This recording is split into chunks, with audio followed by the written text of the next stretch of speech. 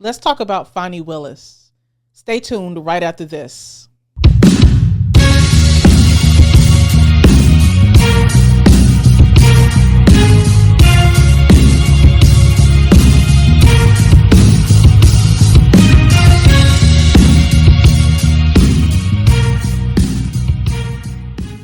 Hey y'all, what's up? I am back.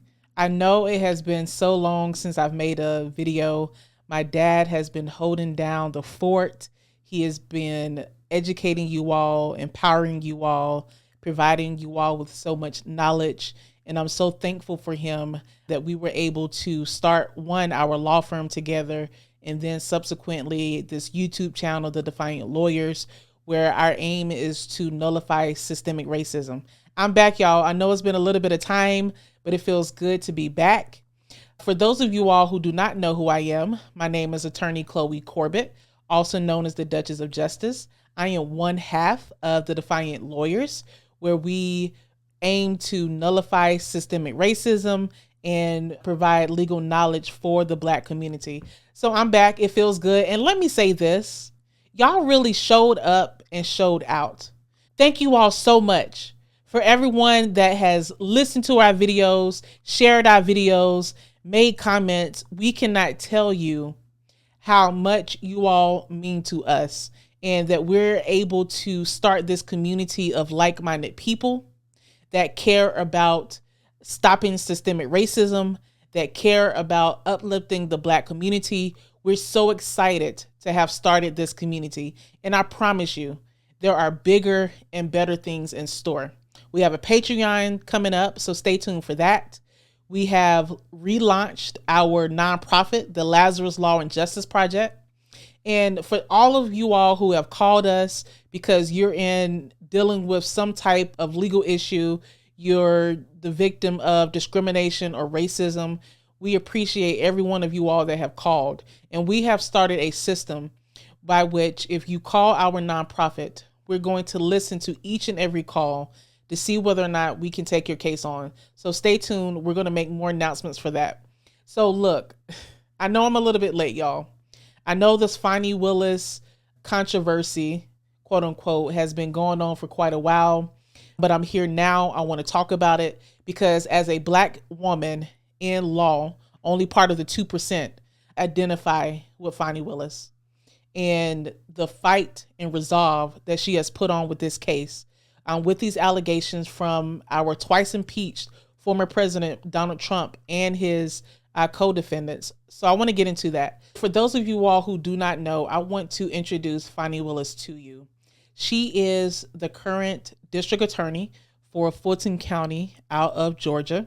She has held that position since 2021 when she was elected by the citizens and residents of Fulton County. She is the first woman to hold that position, and she's very powerful. As the district attorney, she works for the state of Georgia, and she is the lead prosecuting attorney on behalf of the state of Georgia in bringing charges and prosecuting offenses against people accused of crimes. So I want to go a little bit into her backstory. If you see me looking down, it's because I have my iPad. There was so much to get to. I had to make sure that I wrote down my notes, because I really want to break the situation down and make sure that you all have an understanding. So just a little backstory about Fani. She started her professional legal career in the government sector, where she's at now. She was first a solicitor. She was a prosecutor, and she prosecuted misdemeanors and city ordinance violations. She then spent 16 years as a prosecutor in the Fulton County District Attorney's Office. So she has a lot of experience, prosecutorial experience, and governmental experience. Some of you all may have heard, but one of her most prominent cases was her prosecution of the Atlanta Public Schools cheating scandal, which really put her in the limelight and kind of made her name known in Georgia and throughout the United States as well. She was in private practice like myself for a little bit. And then in 2019, she was also a municipal judge before she was elected in 2020 as district attorney for Fulton County. So she has a lot of experience, a lot of government experience, like I said before. One, prosecuting offenses, as a municipal judge. So those are judges that preside over municipal ordinances and municipal offenses. And then she was elected in 2020 as the top honcho. Okay. She was the head chick in charge, the HCIC. That put her on a national path.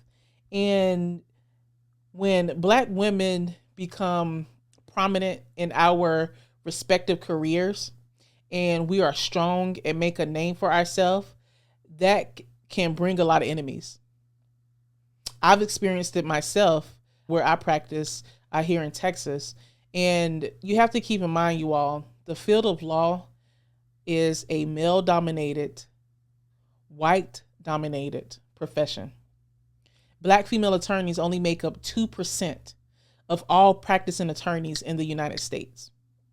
Black attorneys in general make up less than 5% of all practicing attorneys in the United States. So think about that. Just like other aspects of America, other sectors in America, we deal with being in the minority, both in terms of our skin color as well as just demographically being a female attorney. And that comes with a lot. It comes with a lot of microaggressions. It comes with a lot of doubts. It comes with a lot of underestimating. And we have to prove ourselves. It reminds me of something that my dad used to tell my brother and I when we were younger. He will always say, you have to be twice as good as them. That's etched into my mind. You have to be twice as good. We don't have the luxury of being mediocre or making human mistakes because boom, that's when the majority wants to pounce. It's something that I've dealt with personally, and seeing this play out in the media, and not only the media, but in the court system on public record, it's been fascinating to see, but it's also been angering in the way that Miss Willis has been treated. So what has really thrown Miss Willis into the limelight? Why is her name everywhere all of a sudden? Let's get into it. And it involves the former President Donald Trump. On February 10th, 2021, Miss Willis launched a criminal investigation into Donald Trump's attempts to influence Georgia election officials, including the governor, the attorney general, and the Secretary of State, Brad Raffensperger, via a telephone call. And in that call, we all heard it. If you did not, then I encourage you to go take a listen to it. Donald Trump allegedly told Secretary of State Raffensperger to, quote, find enough votes to override President Biden's win in that state, end quote. And if the Secretary of State were to find those votes, then that would effectively undo Biden's victory in the 2020 election. So, look, we all know about January 6th, where Trump and his followers, in my belief and estimation, committed an insurrection in which he encouraged his followers to go down to our nation's capital and essentially try to overthrow the peaceful transfer of power, overthrow the very core of our democracy, and go into our nation's Capitol building and ransack that building. Donald Trump was at the forefront of that. And so Miss Willis, like I told you before, back in 2021, launched an investigation into that. In January 2022, Miss Willis requested a grand jury to consider charges of election interference by Trump and his allies. And later that year, a 26-member special grand jury was given investigative authority and subpoena power and tasked with submitting a report to the judge and Willis on whether that crime was committed.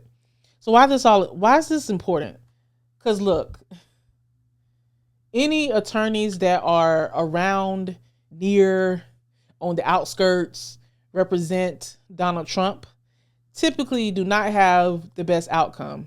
I call it the Trump effect. I don't know what it is with attorneys around him. We saw what happened with his attorney. She was disbarred.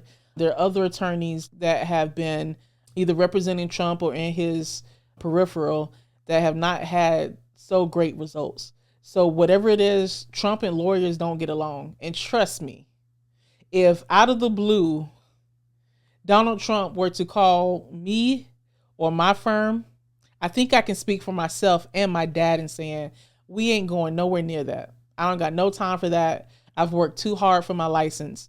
I've worked too hard to be ethical and to keep my name clean. So yeah, we ain't going near Trump. We see what happens. We know that one of the playbooks of Trump and his associates is to smear, lie, and cause a campaign of rampage against anyone who has the strength and the fortitude to try to hold him accountable and to speak out against him. That's his playbook. He did it all throughout the 2016 campaign. He did it all throughout his one-term presidency.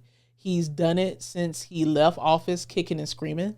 If you have the fortitude to speak out against Donald Trump, he's going to come at you hard. And that's what he and his associates have done against Fani Willis. So let's talk about the allegations. What are the allegations? What are they trying to say? Because keep in mind, there are current legal proceedings against Donald Trump and 19 co-defendants for, like I explained before, with allegations of trying to overthrow the 2020 election. That's the focus. That's what this case needs to be focused on. That's what the media needs to be focused on. But what Trump has done has attempted to point the finger to Fani Willis, and they have made allegations against her. So I want to get into that. Let's get into it.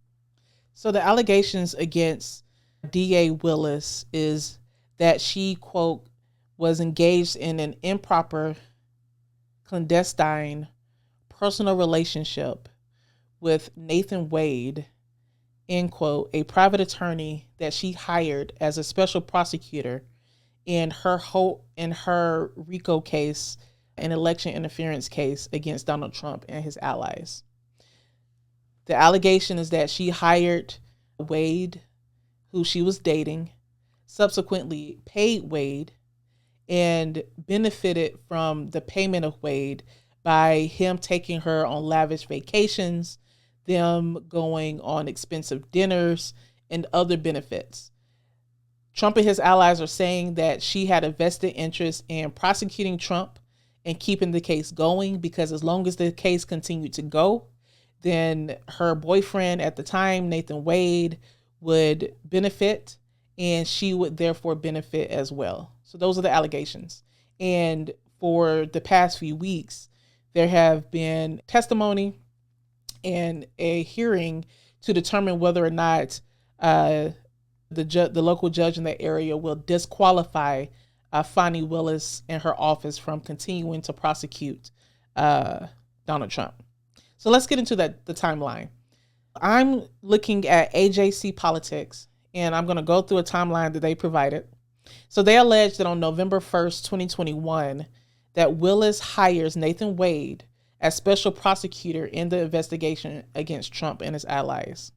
It was reported and that she offered the job to several other Georgia attorneys, including former Governor Roy Barnes, but they all declined. So after offering the job to all of these attorneys, it's reported that she then hired him as the special prosecutor. The next day, November 2nd, 2021, AJC reports that Nathan Wade files for divorce against his wife, Jocelyn Wade, in Cobb County. This is going to come back and be important because one of the key witnesses for the defense is an attorney who is Nathan Wade's divorce attorney, and his testimony is going to be key. We'll get to that.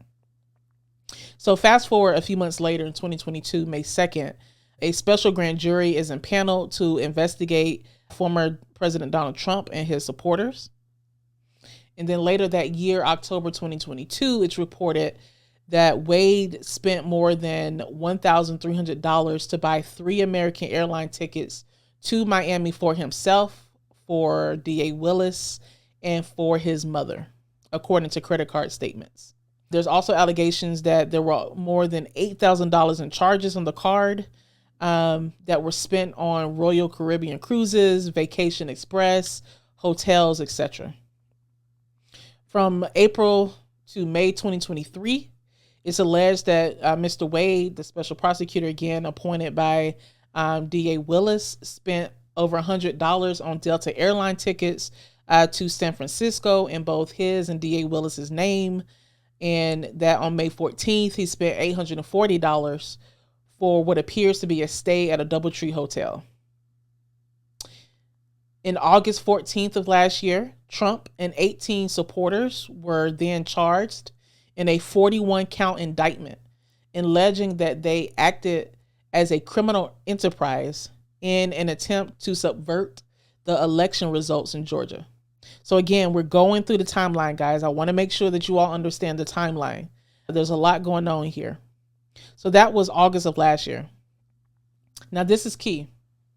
In January of this year, it's reported that an attorney for defendant Michael Roman filed a motion seeking to disqualify the DA's office from the case because of, again, the alleged, or it's not alleged because DA Willis admitted in her testimony that she did have a romantic relationship with Mr. Wade, but she said that the relationship started after she hired Mr. Wade, not prior, and that's going to be important later. Again, this defendant's attorney asked for Mr. Wade's divorce records to be unsealed, and she also asked for the charges against her client to be dropped. And DA Willis was served with a subpoena asking to depose her in the ongoing divorce proceedings of Nathan Wade and his wife, Jocelyn. So again, this is January of this year, guys. So January of this year, January 8th, one of the defendants filed a motion seeking to disqualify Fani Willis in her office.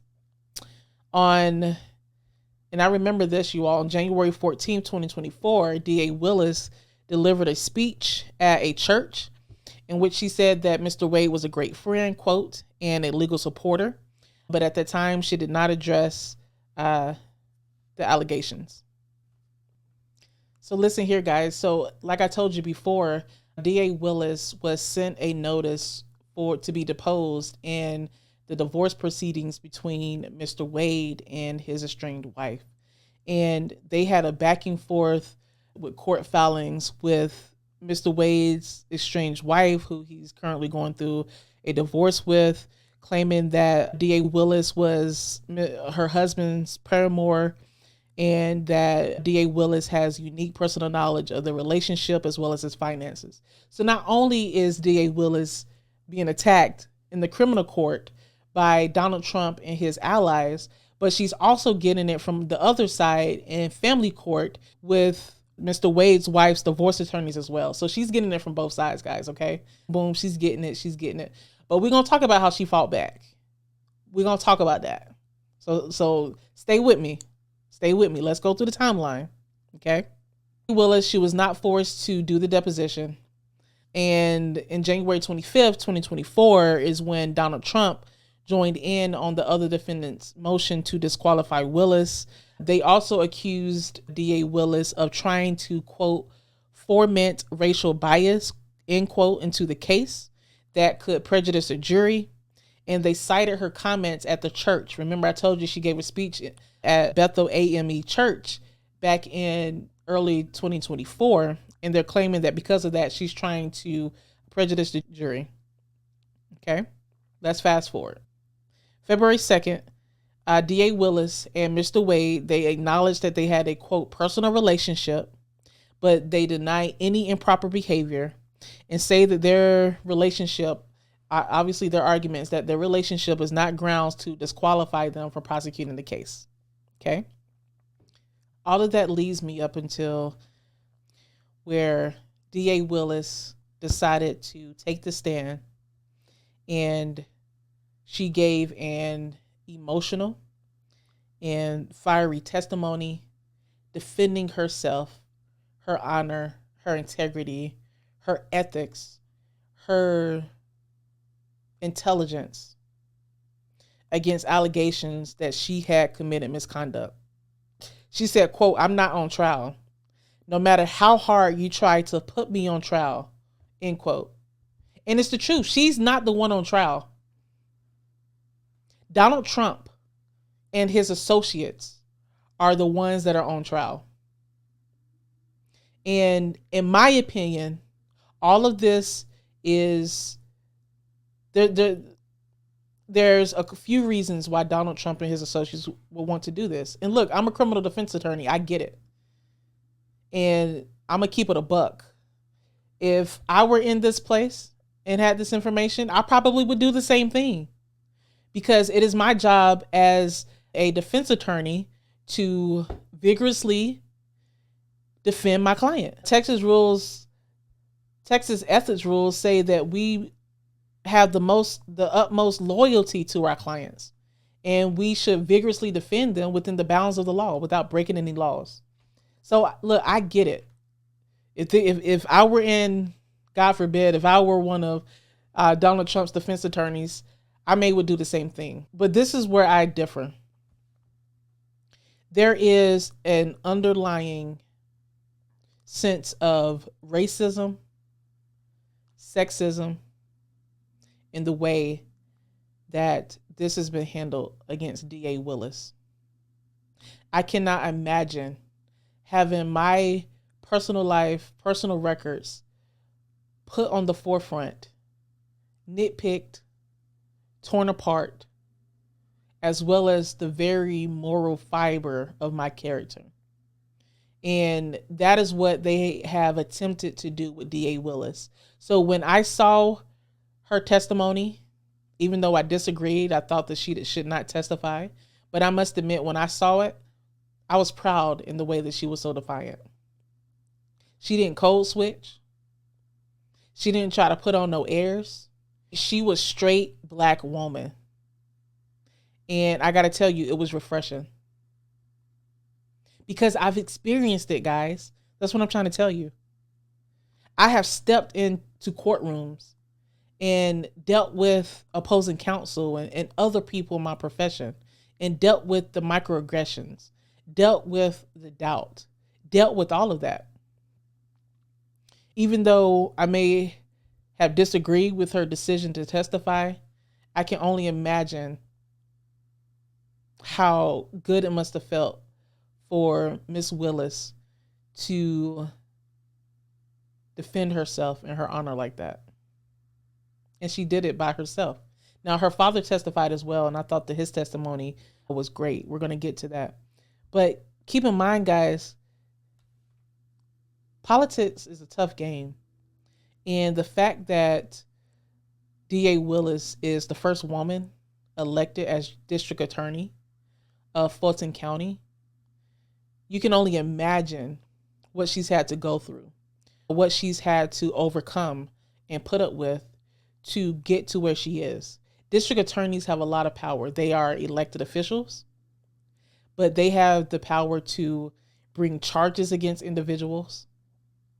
They can enforce certain policies in their counties. They decide whether or not charges should be dropped against defendants. They decide whether or not charges should be brought in the first place. They can decide whether or not a case goes to trial. They can decide whether or not a person should be rehabilitated or simply punished. They have a lot of power, especially before a case gets to the trial setting. Because once it gets to trial proceedings, then it's in the hands of the jury or the judge. And we present evidence, and it's up to the jury to decide the credibility of each of the witnesses that testified. The jury decides what weight to give the evidence. The jury can take a look at a person testifying and say, I don't like that person, and not give any credibility to what they're saying. The jury can take a look at the evidence and disregard it. That gets out of the hands of the prosecutor once it gets to trial. But what you don't realize, guys, is that most cases don't go to trial in our legal system. 9 out of 10 cases are completed with a plea deal. And a lot of times, I'm just going to keep it 100. It comes from one, defendants being scared about going to trial, because it's true. We don't know what will happen once we present the case to a jury. So I went off into that tangent to say that DA Willis has a lot of power. And to get that power, especially as a black woman, you have to put up with a lot to get there. Because they're not going to give it to us easy. We have to scrape and claw and fight our way up to the top. So seeing her being defiant, being herself, being her controlling, she controlled that attorney that was cross-examining her. She controlled her. Okay? She was like, nah, I got something to say. I'm going to say it. And she was controlling the judge. She was telling the judge, no, I'm going to answer this. Okay? Because DA Willis was determined to get her truth on the record and not let the defense attorney control it. So it was a battle of the wills. And Fani, Miss Fani Willis did not come to play, baby, okay? So let's continue. The next day, DA Willis's father, John Clifford Floyd III, also takes the stand and said that when he lived with his daughter, he never saw Mr. Wade visit. His daughter never mentioned that they were dating, and that he always encouraged DA Willis to always have cash on hand, because she said that she used cash to reimburse Wade, or she would pay for the activities together. Also, Wade's former law partner, Terrence Bradley, he testified, and the defense thought that his testimony was going to just be like, oh, this is it, their Perry Mason moment, because they were alleging that Mr. Bradley could testify about to having knowledge of the relationship between Nathan Wade and DA Willis, but it did not play out the way that they had anticipated, because he testified that he was barred by attorney-client privilege from answering many questions again. So that was back on February 16th. Now there's some new updates as well. So the new updates, just today, February 27th, again, Mr. Bradley, who is Nathan Wade's former law partner and divorce attorney, he again took the stand. And because the judge determined that some things that Mr. Bradley said were subject to attorney-client privilege, meaning he could not testify to it, the judge said, no, you can testify to it. And under intense questioning by 7 defense attorneys just today, again, Mr. Bradley testifies that he did not know about the relationship or when the relationship between DA Willis and Mr. Wade began. He said that text messages that the defense tried to get in, where he supposedly mentions a relationship between DA Willis and Wade, that they were pure speculation. He doesn't know when it began. He doesn't know anything about it. And again, he asserted attorney-client privilege. And they're also arguing, because of the alleged misconduct, that the charges against the defendant should be dropped. So I am going to be tuning into that, guys.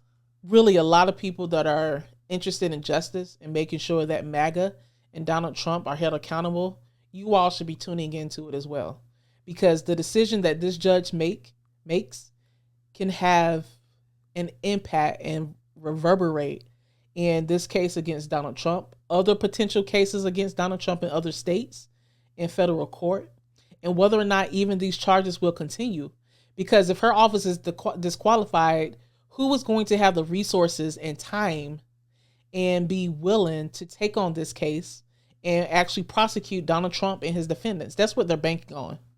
And they're wanting to hold off on this case going to trial. Again, this is a tactic. They don't want this case to go to trial before the 2024 election. That's what we have to be focused on, guys. We are literally fighting for the soul of our nation. And we have a ticking clock coming. November of this year, we're going to have the opportunity to decide which way we want our country to go. Donald Trump is the presumptive Republican nominee. At this point, it seems like Joe Biden is running again. He has not announced that he's stepping down. No one has challenged him. So he is also the presumptive Democratic nominee. We are choosing between the soul of our nation. MAGA must be stopped. It must be stopped because they are trying to literally decimate and tear down the protections that we finally got via the Civil Rights Act, via the Voting Rights Act, via Brown versus Board of Education. All of these other statutes and laws and cases and precedent where the government finally did the right thing and gave us protections, they're trying to break that down slowly and surely. And they've been doing it quietly, methodically. That's what we're up against, guys. And so I truly believe that what happens on this case, this decision with DA Willis, is going to have a profound impact on Donald Trump, on his electability, and on November 2024. That was my breakdown, guys, of this case, these allegations against DA Willis. I'm going to make a follow-up video once we get the ruling on Friday from the judge, and I will be back and I will make a part 2 to this video. But I just want to say that as a Black woman, I was proud of Fani Willis for standing up for herself. I was proud that she decided to fight back and testify and not feel the need to change herself. And she kept it real. So for a lot of us Black women, the ones that I've spoken to, we were proud of her that day. Again, I want to thank each and every one of you all for subscribing to us. You truly don't know how much this means to my dad and I and our entire team and our family. This has been such a labor of love. We've enjoyed continuing to build this community. And we can't wait to get to 50,000. It's coming. It's coming, guys. It's coming. Stay tuned. We have the Patreon coming. We are relaunching our nonprofit, the Lazarus Law and Justice Project. Please share this video, like it down below. What are your thoughts? What are your thoughts on this whole Fani Willis controversy? Do you think she should be disqualified? What do you think is going to happen with the case against Donald Trump and his associates? We want to hear from you. So I encourage you all to leave comments. And with that, I'm out of here, but I'll be back next time.